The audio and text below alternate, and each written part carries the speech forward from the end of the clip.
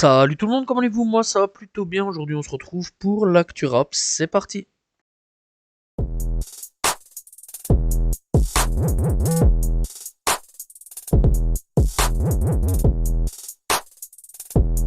On commence l'actu rap avec Sadek puisque il est sorti de prison.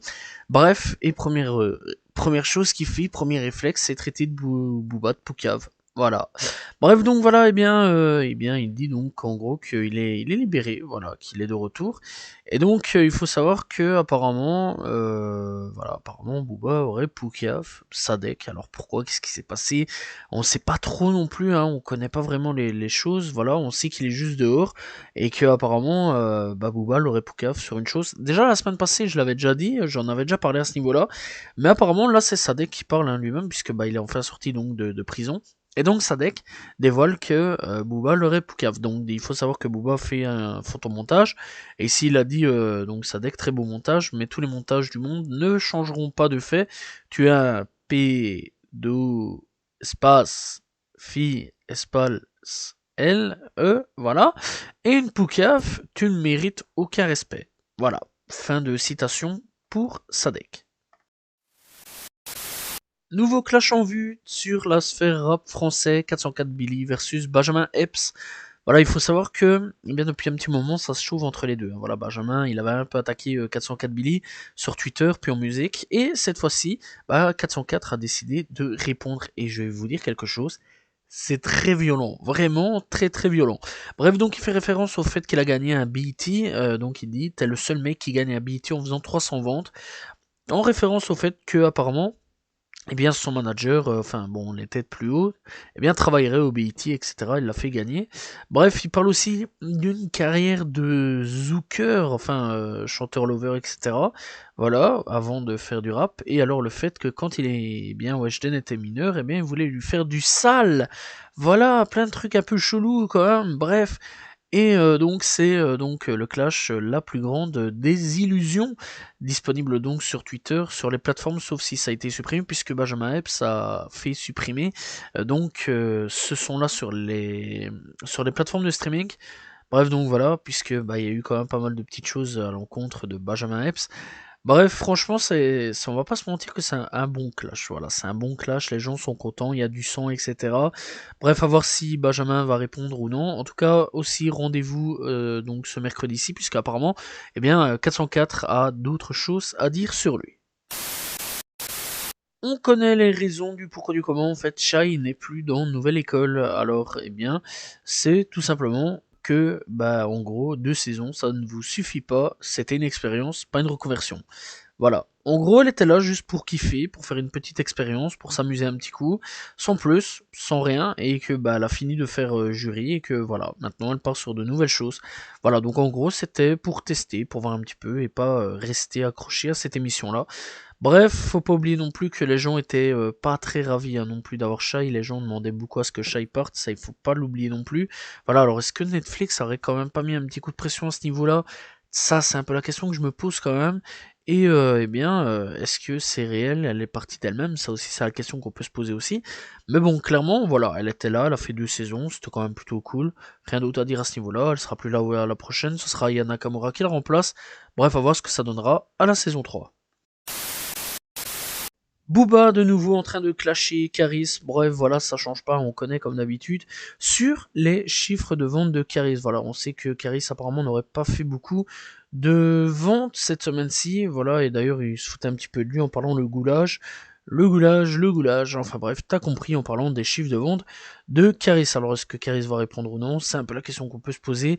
Est-ce que ça va repartir en cacahuète? C'est un peu la question aussi qu'on peut se poser, on verra dans le futur. Caris, on va reparler de lui à nouveau, puisqu'il évoque sa fin de carrière. Ouais, on déconne vraiment pas.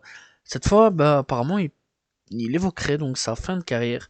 Donc, il faut savoir qu'ici, il a sorti son album récemment, j'en ai parlé dans le truc un peu avant, bref, Day One. un projet de 17 morceaux et il a été invité par Léa Salamé sur France Inter. Caris évoque notamment la perte de sa mère, sur lequel il n'arrive pas trop à se relever, logique, c'est sa maman. Et donc il dit que bah ça pourrait un petit peu être fini donc pour lui, voilà. Et donc Léa Salamé dit donc ce n'est pas votre dernier album quelque part, Day One. Et Caris répond c'est peut-être l'avant-dernier album, c'est possible. Voilà. Donc en fait on serait sûrement sur les 2 derniers projets de Caris et après fini. À voir quand même. Bon, on rappelle quand même qu'il a galéré hein, pour aller pour percer, etc. Voilà, même s'il a 24 ans de carrière aujourd'hui, parce que ouais, il est là quand même depuis pas mal d'années. Bah, il a percé, je rappelle quand même en 2013 avec donc Booba et après avec Or Noir qui a retourné la France, la Belgique, la Suisse entière. Voilà, et bah ce serait dommage quand même qu'il s'arrête aussitôt. Voilà, surtout que bah, il essaye quand même de faire pas mal de petits retours, etc. Bref, franchement, j'espère que non, ça est quand même un rappeur que j'apprécie plutôt bien, à voir un petit peu ce qui va se passer dans le futur.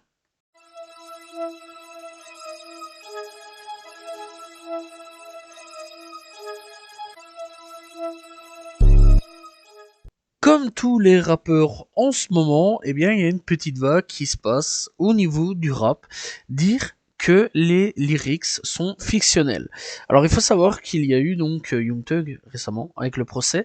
Il y a eu donc Lil Durk et cette fois-ci 21 Savage. Bon, il y en a eu d'autres. Voilà, qui disent en ce moment que c'est fictionnel. Il y a eu Fat Joe aussi il y a quelques semaines qui a dit qu'il avait menti sur 95% de ses morceaux, etc. Bref, en ce moment, eh bien, il faut savoir quand même que eh bien, les fédéraux sont un peu penchés sur le rap en ce moment pour les mettre un peu en prison sur la loi RICO, etc. Et surtout, les textes sont utilisés pour les faire tomber. Bref, c'est pour ça qu'aujourd'hui, 21 Savage aussi en parle. Et petit détour aussi sur 21 Savage, il faut savoir qu'il est aux Ardentes cette année-ci. Bref, c'est une grande première en Europe, voilà, donc en profiter puisque le mec peut maintenant voyager partout où il veut. Drake annonce une tournée en Europe. Voilà, ça fait plaisir aux fans, j'imagine. Bref, donc pour 2024. Voilà, c'est tout ce qu'on sait. En 2024, eh bien Drake va venir avec son équipe, etc. J'imagine sûrement que 21 Savage va sûrement passer par là à un moment ou un autre. J'espère. Ça serait cool. Avec sûrement d'autres personnes. Qui sait. Bref, donc en tout cas, voilà, donc Drake va passer donc en Europe en 2024. Ça va faire plaisir aux fans. Voilà, donc rendez-vous en 2024. Kodak Black de nouveau en prison. Alors cette fois-ci, c'est pas pour le fait d'être arrêté ou cocasse, en tout cas, je sais pas du tout. Bref, je rappelle quand même qu'il y a quelques temps d'ici, il a été donc arrêté avec de la possession de drogue sur lui et dans sa bouche, etc. Bref, cette fois-ci, le rappeur donc de Floride viendrait d'être à nouveau emprisonné. Selon les informations du média américain NBC, Kodak sera en effet en détention après avoir été arrêté pour une éventualité éventuelle plutôt violation de probation, une information confirmée ensuite par XXL qui affirme qu'un dossier pénitentiaire du nom de Bill Capri, le vrai nom donc de Kodak, a été enregistré. Bref, voilà, Kodak Black de nouveau en prison. En même temps, c'est vrai que le rappeur enchaîne pas mal de conneries en ce moment. Le procès de Young Thug est reporté en 2024. Alors qu'est-ce qui se passe? Pourquoi? Comment?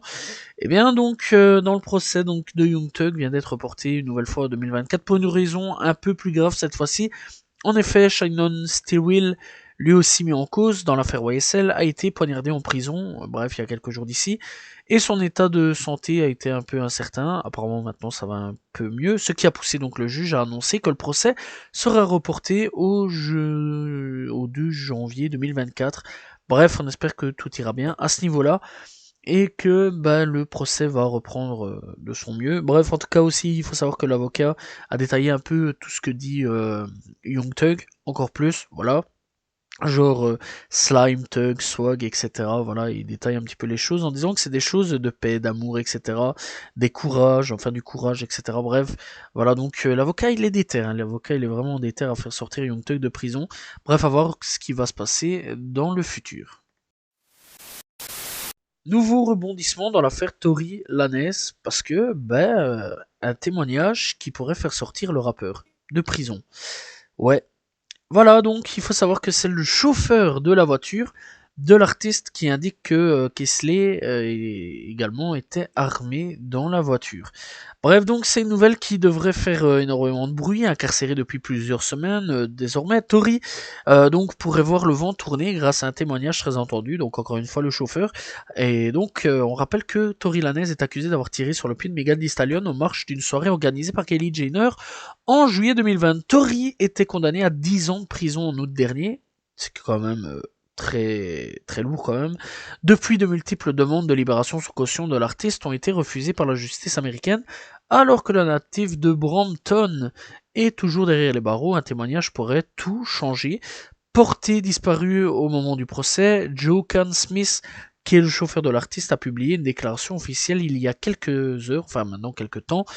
Celui qui conduisait la voiture au moment de la fusillade assure ainsi que la déclaration qu'il avait vue au moment des faits de Kesley, l'ex-ami de Megan Thee Stallion, portait bien une arme. Ce témoignage vient donc renforcer la thèse de Tori, qui maintient depuis le début qu'il n'a pas tiré sur la rappeuse, mais que c'était bien sa meilleure amie. Bref, reste désormais à savoir si ce témoignage sera suffisant pour ouvrir un nouveau procès et potentiellement faire sortir Tori Lanez ou non de prison.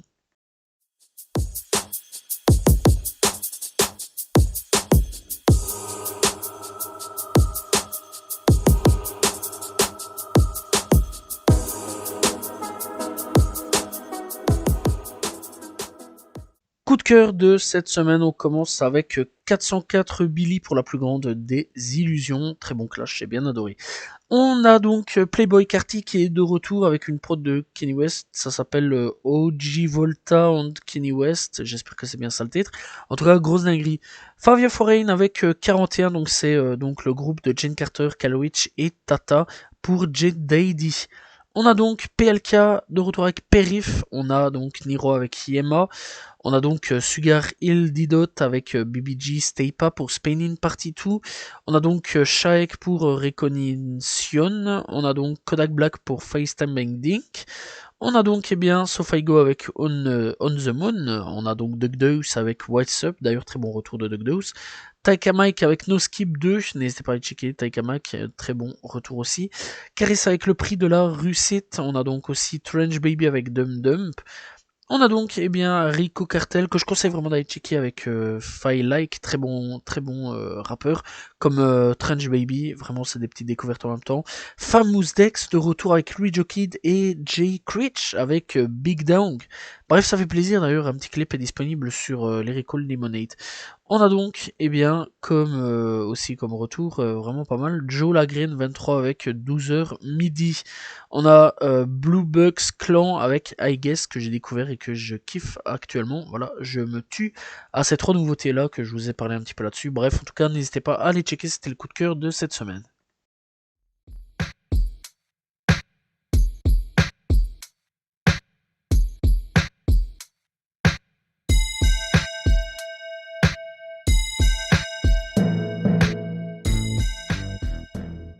Découverte du jour, je vais parler donc de Sladzai, voilà, que j'ai découvert il y a quand même quelques temps d'ici avec Angel Cry qui est sorti il y a 3 ans d'ici, mais moi personnellement j'ai découvert il y a 2 ans d'ici. Bref, donc Sladzai, c'est un rappeur qui est toujours actif, voilà, qui est toujours là, d'après ce que je sais. Et il a déjà sorti donc 2 projets du nom de Zai Story et East Lake Project, tous les deux en 2020. Mis à part ça, après il n'y a plus de projets, albums, après tout ça, mais il y a quand même des singles toujours disponibles en 2023, en tout cas il en a sorti 2, Bad Karma et First Day Out. Voilà, donc ça c'est quand même plutôt cool. Bref, donc il y a quand même pas mal de clips à son actif. Voilà, First Day Out. Il y a donc 3KS, on a Lean On, on a Angel Cry, Abandoned Child sur Worldstar Hip Hop. Bref, donc voilà, n'hésitez pas à aller découvrir. Sladzai disponible sur toutes les plateformes de streaming.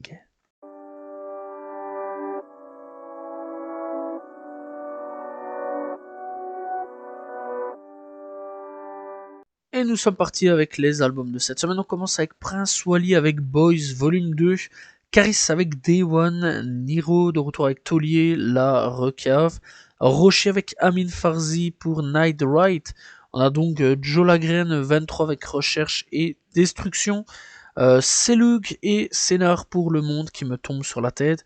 Mayo avec Yoski 2. On a donc YPN pour la patrie. Loveni avec Back in the Day. Rookie 2. On a donc Lizone pour Black Rover God Mode. On a donc Toad avec un noir sur la lune. On a donc Lord Nene avec The Green Lab pour Into the Voice. On a donc Alto.wav pour Gaia. Bref, donc pour le rap US, on a Bass avec We Only Talk About Real Shit Wayne We're Fuck It Up. On a Currency et Traumatone pour Hogwarts 600. Big Crate pour Regardless It's Still Timeless. On a Gucci Mane pour Chopper et Bricks. On a Valet et Topside Trap à Ulik aussi pour Cartoon. On a donc Black, enfin ça s'écrit BLVCK SVM plutôt, et Pilokit pour Cartoon aussi, mais j'ai un gros doute, je dirais plutôt Jetsem. Voilà, c'est plutôt Jepsen, c'est juste qu'ils se sont trompés, enfin je me suis trompé sur le truc. Bref, ça n'est pas grave. Bref, on a Ashap 12V pour Kids Koda 8 Deluxe. On a Starlito pour Love the Rocks. On a donc Big Baby Gucci pour Way Go to Sleep. On a Nick Buck pour Thankful. Voilà, c'était les projets sortis cette semaine. N'hésitez pas à aller écouter, il y a quand même pas mal de petits trucs, même si on n'a pas beaucoup, mais quelques petits trucs à se mettre sous la dent. Voilà, c'est la fin de l'actu rap, j'espère que vous l'avez apprécié, n'hésitez pas à vous abonner, liker, commenter, partager, on se retrouve demain pour une nouvelle vidéo, logiquement, voilà, si tout va bien, parce que j'ai eu pas mal de petits problèmes ces derniers temps, et bien la semaine prochaine pour un nouvel actu rap, salut tout le monde, ciao ciao.